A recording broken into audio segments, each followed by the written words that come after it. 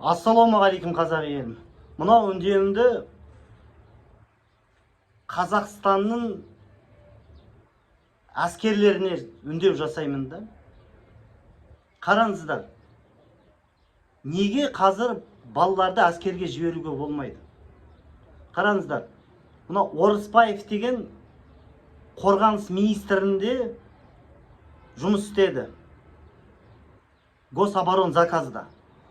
30 пәтер сатып алды Дубайдан. 30 квартира, ойлап көріңіздерші. 30 квартира.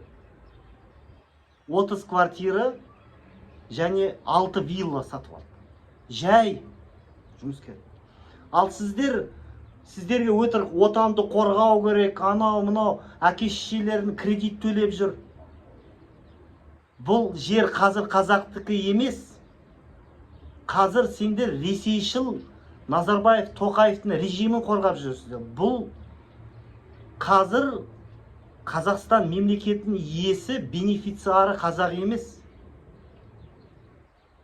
Бүкіл ұлттық қауіпсіздік комитетінің төрағалары Москвада тұрады. Әйелдермен көшіп кетті.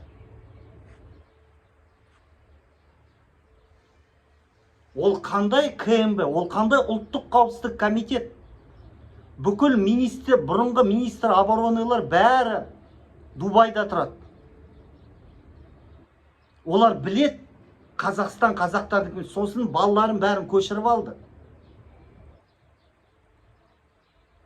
Қаңтарда не болды? Көрдіңдер ғой. Билік сатқын болғасын генералдар сендерге бұйрық береді, өз халқына оғат деп. Өздерін күнәға батасыңдар. Неге? Түсінеміз. Өйткені ата-аналарымыз саясатқа араласпайды. Бірақ сендер жассыңдар ғой. Сендер жассыңдар, сендер интернет қарайсыңдар, тикток қарайсыңдар. Көздеріңді ашсаңдаршы, жастар. Альнур Мусаев, бұрынғы председатель КМБ, Швецияда тұрады. Тағы кім? Қалғандар бәрі Москвада тұрады. Ресторандары шетелде.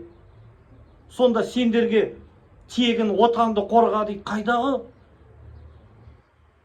Тоқаевтың әйелі Москвада тұрады. Сонда біз кімді қорғап жатырмыз? Біз сол ұры жемқор билікті өз халқымнан, өз әке-шешемізден, өз мынау әділдік қашан болады, неге ипотека? Сендерді, солдаттарды, полиция, спецназды өз бауырларына қарсы қойып қояды.